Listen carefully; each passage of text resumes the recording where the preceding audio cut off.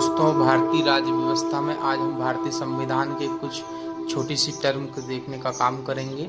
संविधान, भारतीय संविधान के जो स्रोत हैं, कहाँ कहाँ से लिए गए हैं, उनके बारे में हम जानने का प्रयास करेंगे। तो देखते हैं दोस्तों, फिर आगे हम इसका विस्तृत सीरीज लेके आएंगे। अभी हम छोटे छोटे रूप में अब समझने का प्रयास करते हैं। जैसे अमेरिका से हमारे संविधान में मौलिक अधिकार, उपराष्ट्रपति, स्वतंत्र एवं निष्पक्ष न्यायालय, न्यायिक पुनरावलोकन, सर्वोच्च न्यायालय का गठन एवं शक्तियां, सर्वोच्च व उच्च न्यायालय के न्यायाधीशों को हटाने की विधि, यह जो ज्ञान है वो अमेरिका से हमने लिया है। ब्रिटेन से क्या क्या चीज ली गई है दोस्तों? संसदीय शासन लिया गया, विधि निर्माण प्रक्रिया ली गई, एकल नागरिकता ली गई, संसदीय विशेषाधिकार लिए गए, मंत्रिमंडल का लोकसभा के प्रति सामूहिक उत्तरदायित्व लिया गया, औपचारिक प्रधान के रूप में राष्ट्रपति यहाँ पे लिया गया। कनाडा 1935 एक्ट, संघात्मक व्यवस्था, अवशिष्ट शक्तियां जिनको रेसिडुअल पावर्स का केंद्र के पास होना है, यह कनाडा के 1935 एक्ट से लिया गया दोस्तों। आगे हम इसमें देखें आयरलैंड से क्या लिया गया भारत में?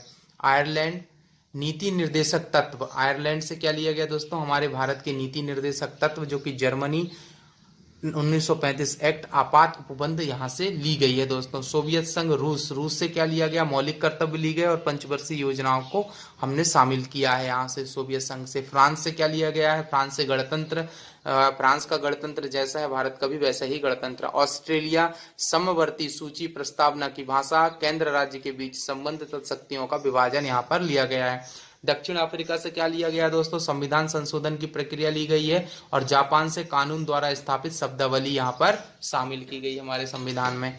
आगे हम देखें संविधान निर्माण 1946 में कैबिनेट मिशन प्लान के अंतर्गत भारत के संविधान के निर्माण के लिए संविधान सभा के गठन का प्रस्ताव रखा गया। संविधान सभा का प्रथम अधिवेशन 9 दिसंबर 1946 को संसद भवन के केंद्रीय कक्ष में प्रारंभ हुआ, जिसमें डॉक्टर सच्चिदानंद सिन्हा को सर्वसम्मति से अस्थायी अध्यक्ष को चुन लिया गया। 11 दिसंबर 1946 की बैठक में डॉक्टर राजेंद्र प्रसाद को सभा का स्थायी अध्यक्ष चुना गया। सबसे पहले उनको अस्थायी अध्यक्ष चुना गया, जो कि 9 दिसंबर 1946 को चुना गया। फिर इसके बाद में 11 दिसंबर 1946 को उनका स्थायी सदस्य चुन लिया गया। और यह जो मिशन है, कैबिनेट मिशन प्लान की योजना 1946 में आई थी दोस्तों। आगे इसमें देखिए, संविधान को तैयार करने में 2 साल 11 महीने 18 दिन का समय लगा।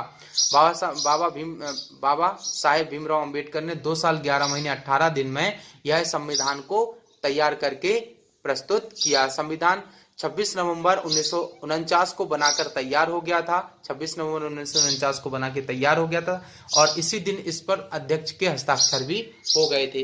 बाबा साहब भीमराव अंबेडकर जी के द्वारा 26 नवंबर 1949 को संविधान को वहां पे अध्यक्ष से साइन करा लिया गया था सर्वसम्मति से। हालांकि संविधान 26 नवंबर 1949 को तैयार हो गया था, परंतु इसके अधिकतर भागों को 26 जनवरी 1950 को लागू किया गया, क्योंकि सन 1930 से ही संपूर्ण भारत में 26 जनवरी का दिन स्वाधीनता दिवस के रूप में मनाया जाता था। इसलिए 26 जनवरी 1950 को प्रथम गणतंत्रता दिवस मनाया गया। ऐसा मनाने के लिए प्रस्ताव पास किया गया और उसी के दिन को चुना गया मनाने के लिए। वर्तमान में भारतीय संविधान में 395 अनुच्छेद हैं, 22 भाग है और 12 अनुसूचियां हैं दोस्तों। संविधान की अनुसूचियां कौन कौन सी हैं और उनमें कौन कौन से लेख, मतलब क्या क्या जानकारियां हैं उनमें, और वह किन किन कामों को काम आती है, उन अनुसूचियों को हम देखने का काम करें। भारतीय संविधान के मूल पाठ में 8 अनुसूचियां थी, लेकिन वर्तमान समय में भारतीय संविधान में 12 अनुसूचियां बनाई गई हैं।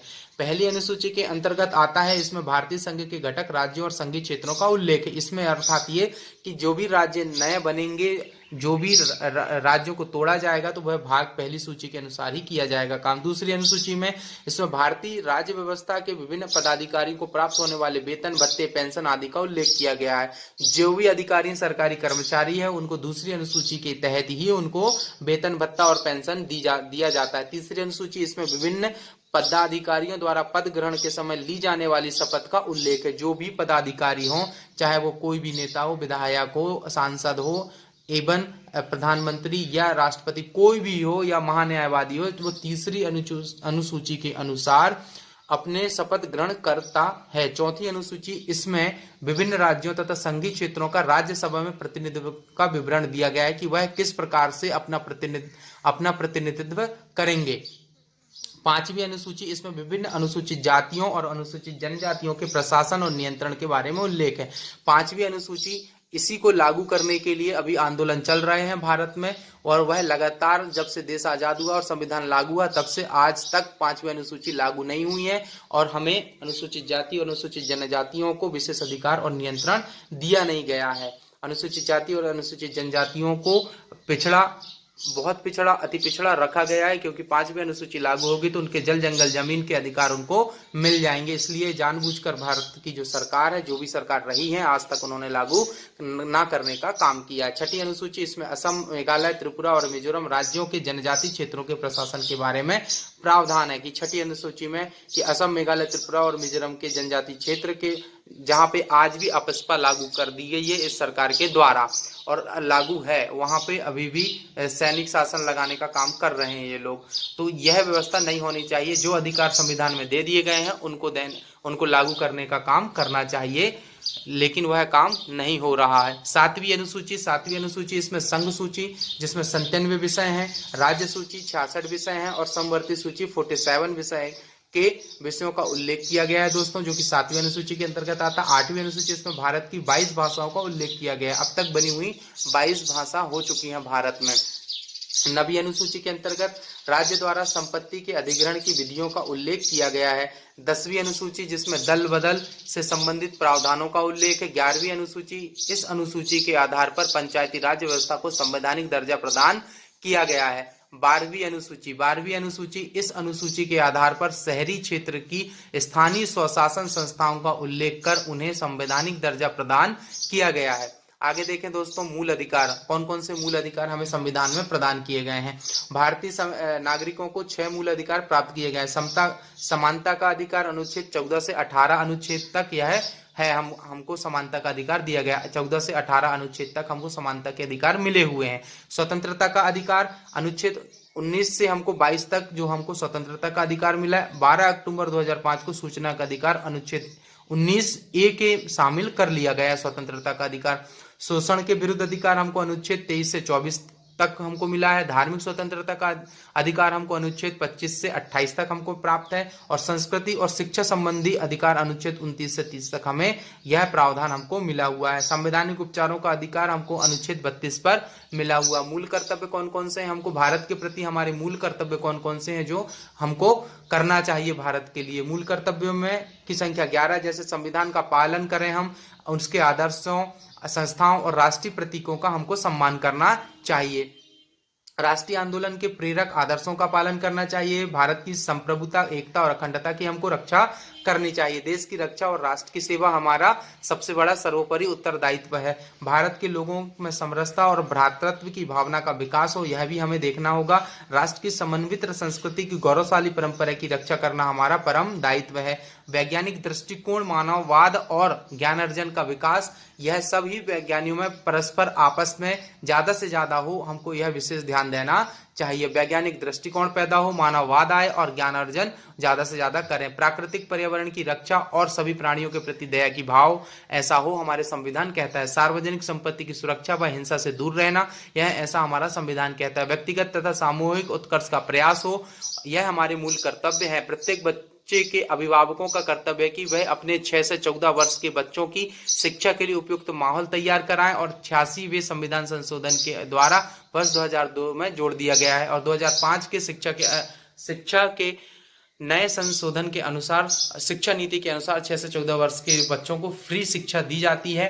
और अभी सन 2020 में हमारी नई शिक्षा नीति आई है, उसके अनुसार भी हमको शिक्षा 6 से 14 वर्ष के बच्चों को अनिवार्य शिक्षा दी जाएगी और निःशुल्क शिक्षा दी जानी है। राज्य की नीति निर्देशक तत्व, संविधान के भाग 4 में अनुच्छेद 36 से 51 तक राज्य के नीति निर्देशक तत्वों की वर्णन की गई। अनुच्छेद 38 में राज्य लोक कल्याण की अभिवृद्धि के लिए सामाजिक व्यवस्था बनाएगा। अनुच्छेद 39 का समान न्याय और निःशुल्क विधिक सहायता देगा। अनुच्छेद 40 ग्राम पंचायतों का गठन करेगा। अनुच्छेद 41 कुछ दशाओं में काम, शिक्षा और लोक सहायता पाने का अधिकार देता है। अनुच्छेद 42 काम की न्याय संगत और मानवोचित दशाओं का तथा प्रसूति सहायता का उपबंध कराता है। अनुच्छेद 43 कर्मकारों के लिए निर्वाह मजदूरी आदि का यह व्यवस्था करता है। अनुच्छेद 44 नागरिकों के लिए एक समान सिविल संहिता देता है और अनुच्छेद 45 बालकों के लिए निःशुल्क और अनिवार्य शिक्षा का प्रावधान करता है। इसी में आगे अनुच्छेद 49 राष्ट्रीय महत्व के स्मारकों और स्थानों का संरक्षण करता है। अनुच्छेद 50 कार्यपालिका से न्यायपालिका का पृथक्करण करता है। अनुच्छेद 51 अंतर्राष्ट्रीय शांति और सुरक्षा की अभिवृद्धि करता है। तो दोस्तों, हमने इस अंक में भारतीय राज्य व्यवस्था के बारे में संविधान के कुछ टर्म्स को जानने का प्रयास किया, जिसमें हमने जाना संविधान का निर्माण, संविधान की अनुसूचियां, संविधान के मूल अधिकार, मूल कर्तव्य और राज्य के नीति निर्देशक तत्व में कौन कौन से अनुच्छेद शामिल है। आगे के भाग में हम पढ़ेंगे भारतीय संसद और राष्ट्रपति और उपराष्ट्रपति और उनके कौन कौन से राष्ट्रपति रहे हैं, उपराष्ट्रपति रहे, उनके कार्यकाल पढ़ेंगे। तो दोस्तों, हमारे चैनल को लाइक करें, शेयर करें, सब्सक्राइब करें और अंत में आपके अंदर बैठे परमात्मा को प्रणाम करता हूं। मेरा प्रणाम स्वीकार करें। धन्यवाद।